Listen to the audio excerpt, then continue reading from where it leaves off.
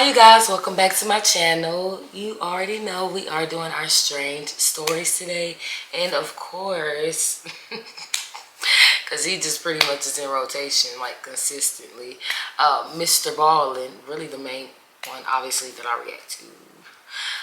Yeah, he has a story for us about NASA scientists becoming believers after this strange event that occurred. So I'm very interested to see what that is. So let's go ahead and hop right into the video, you guys.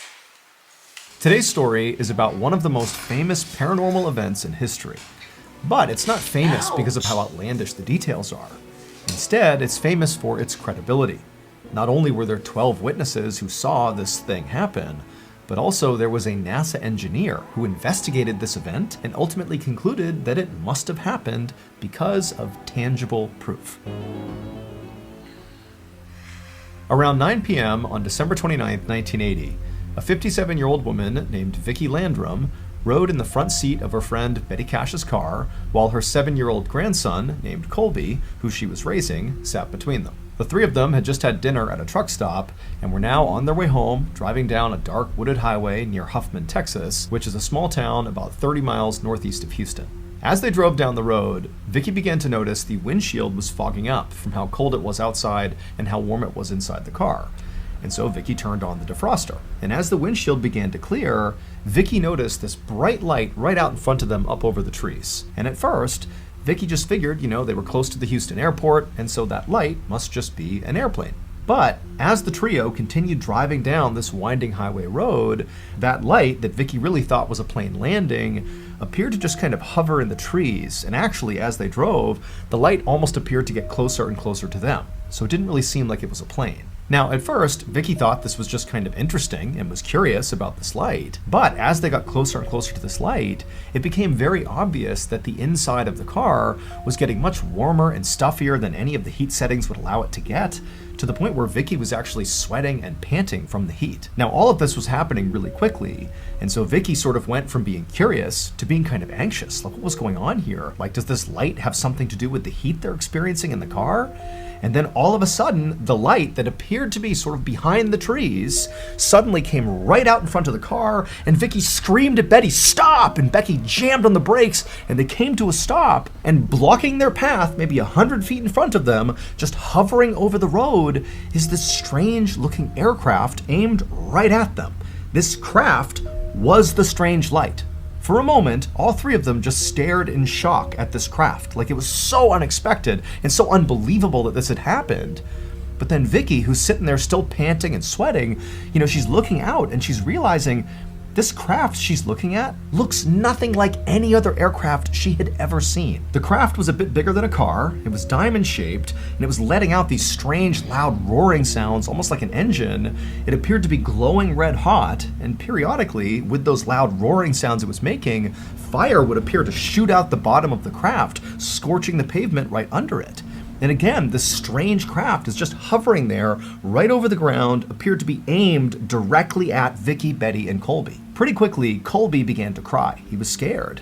But Betty, the driver, she said she couldn't go anywhere. The road was too thin. She couldn't really turn around very easily, and she couldn't drive straight and go under the craft and risk being burned by the flames. And so they were just kind of trapped there. And so Vicki and Betty sort of looked at each other like, okay, we're gonna wait it out and hope this craft just eventually flies away. But after several minutes, and the craft still had not departed, it was still blocking their way and periodically spitting fire into the ground, Vicki and Betty are like, well, let's get out and see what's going on here. Let's investigate.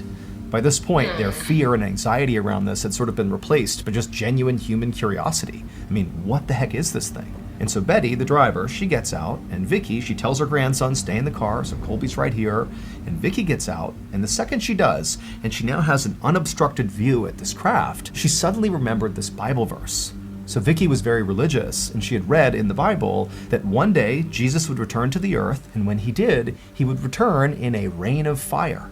And so all of a sudden, Vicki believed that what she was looking at was not some aircraft, but the second coming of Jesus Christ. This was like a highly spiritual moment for her. But just as Vicki was about to go forward and actually inspect this thing up close, she heard Colby call out for her. He was crying hysterically. He was totally scared and upset. And so this kind of broke Vicki out of her trance. She turned around and went back to the car to comfort Colby. And when she got back to the car, she found Colby scrunched up on the floor underneath the dashboard like he was trying to shield himself from this craft. And so Vicky, she got right down there with him. She wrapped her arms around Colby and began praying with him to try to calm him down. But while Vicky and Colby were praying inside the car, Betty remained outside of the car, just staring at this craft. And it went on like this for about 10 minutes until Vicky, who's still tucked down there with Colby, heard that roaring sound coming from the aircraft get noticeably louder, like it was about to do something.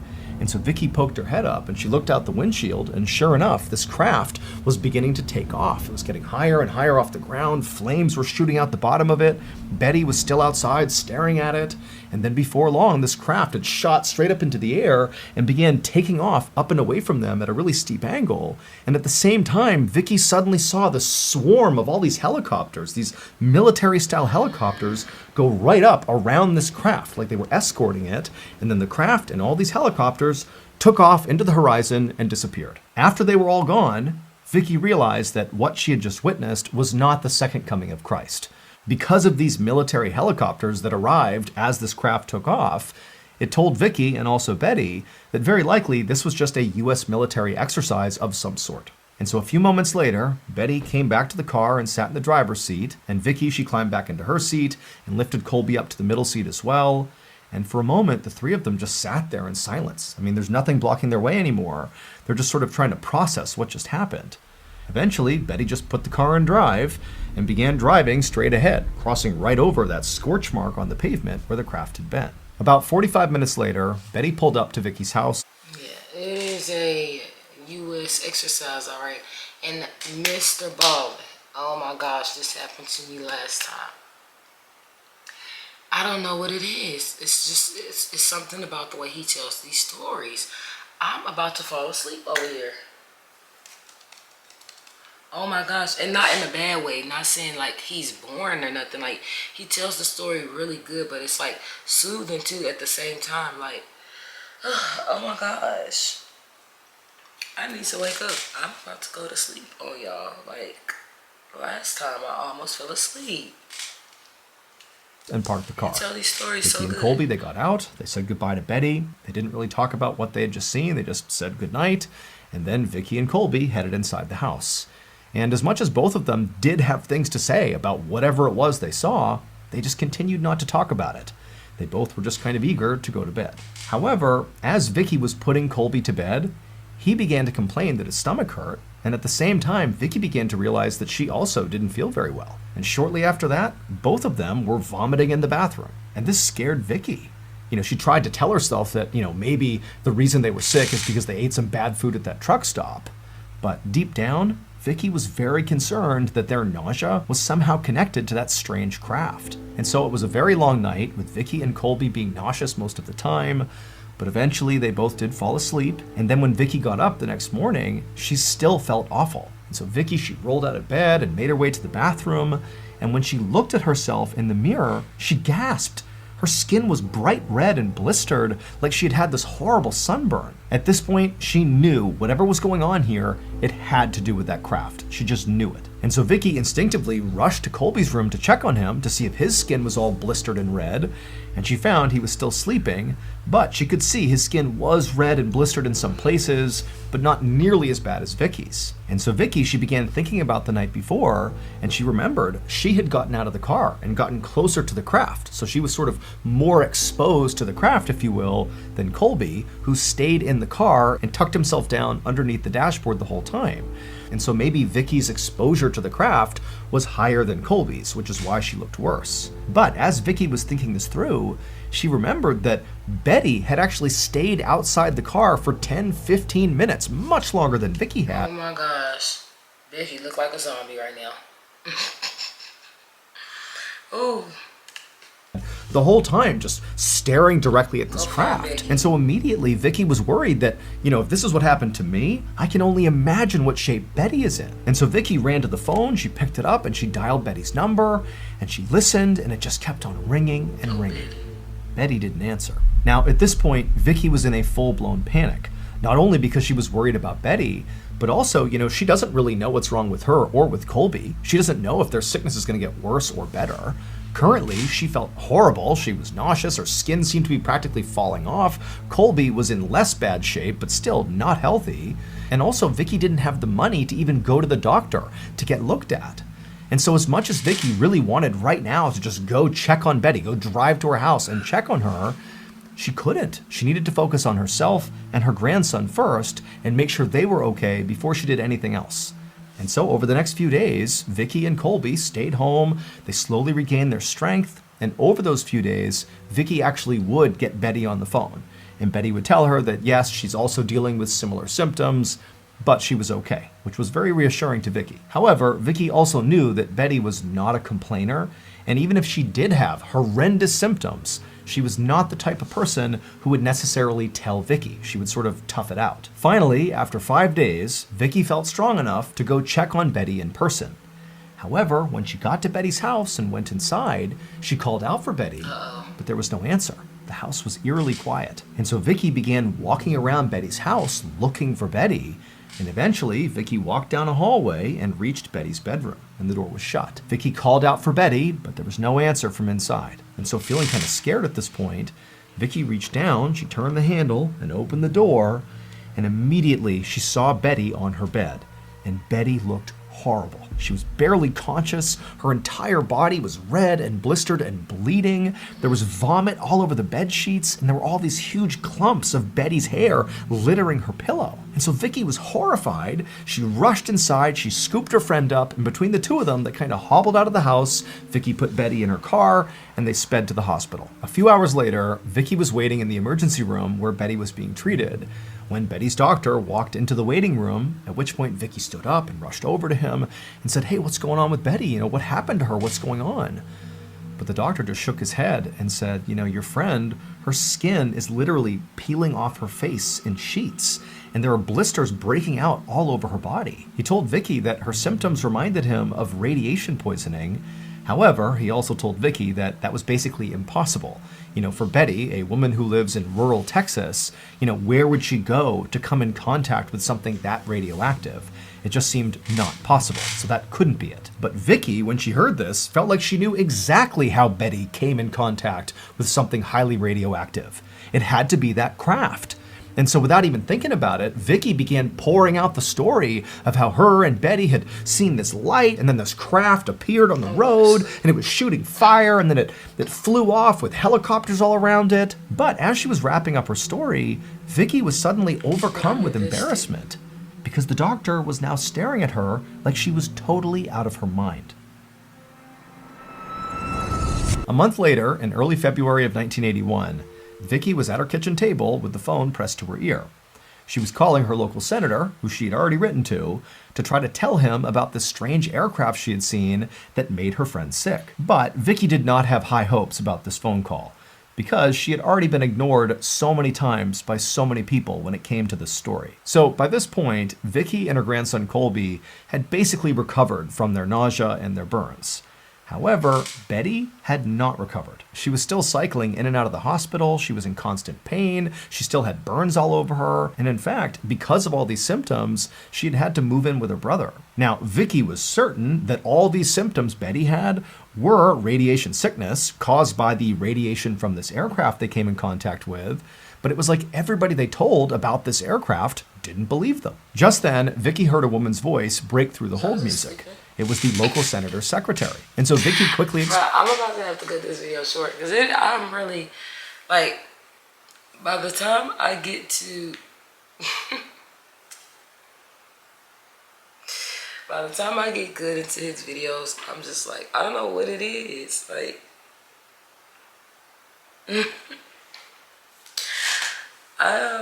Yeah. I know what it is. Like I said, he tells the stories so good, and then his voice is soothing too. So it's when it's dark, everybody sleep. I'm over here oh yeah, I guess it's time for me to go to sleep, because he gets to telling these stories, and I'm like, good night. Explained why she was calling and why she really wanted to talk to the local senator. But the secretary just told Vicky that, yep, she'll pass this along to the senator and he'll be in touch. And then she hung up. And for Vicky, this was the moment she snapped. She felt like trying to navigate the proper channels to try to figure out what this aircraft was and what happened to Betty was not working, because clearly nobody was taking her seriously. And so Vicky slammed the phone down and just sat there frustrated, having no idea what to do. But as she sat there, Vicky remembered there was actually one place she had not called yet, specifically because she didn't want to call this place. It was a UFO research center. And Vicky hadn't called because she did not believe the craft she had seen was a UFO. She believed it was a military aircraft because she had seen the helicopters escorting it away, and that made the most sense. It had to be military. But if she called the UFO Research Center and people found out about that, it would make her look even crazier, because now she's claiming the craft was aliens or something. But now Vicky felt like she had run out of options. So she picked up the phone, grabbed the piece of paper with the number on it, and dialed. A couple days later, a scientist named John Schuessler drove down the winding wooded highway into Huffman, Texas. He was going to meet up with Vicky. John was an aerospace engineer for NASA. However, he also spent a lot of time investigating UFO sightings. Vicky's call to that UFO research center had created a lot of excitement in the UFO community, and the story had eventually found its way to John, who decided he would take on the case. Now, to be clear, John was not into researching UFO sightings in order to prove they really happened.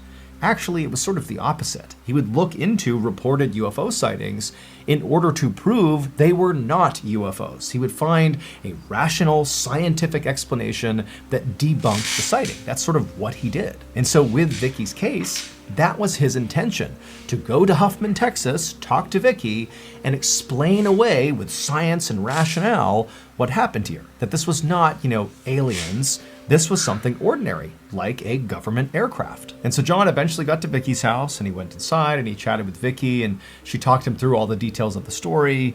And then eventually they both left Vicky's house, they hopped in their respective cars, and headed out to go to the actual site where this had happened. And when they got there, and John got out of the car, he didn't need Vicky to direct him to the specific site, because right in front of him was this really obvious black circle right in the middle of the road, as if the road itself had been melted and then re-solidified and actually looked different.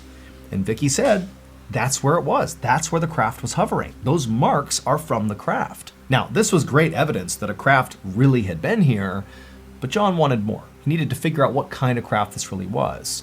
And so he told Vicky he was going to leave and go canvass the area for witnesses, and he told her he would keep her updated. So Vicky left, and John drove up the road until he reached some campsites and farmhouses. And John systematically went from door to door and tent to tent, asking anybody if they had seen or heard any aircraft or anything strange on the night of December 29th. Now, going into this, John didn't really know what to expect from these people he was asking. I mean, he's some random scientist showing up uninvited at people's homes, asking if they've seen strange lights in the sky. However, every single person he spoke to said that yes, they had seen that aircraft on December 29th. However, they were obviously just farther away than Vicky and Betty and Colby had been. So now, John felt like he had enough information to speak directly with military officials. However, when he contacted all the military bases in the area, all those officials he spoke to told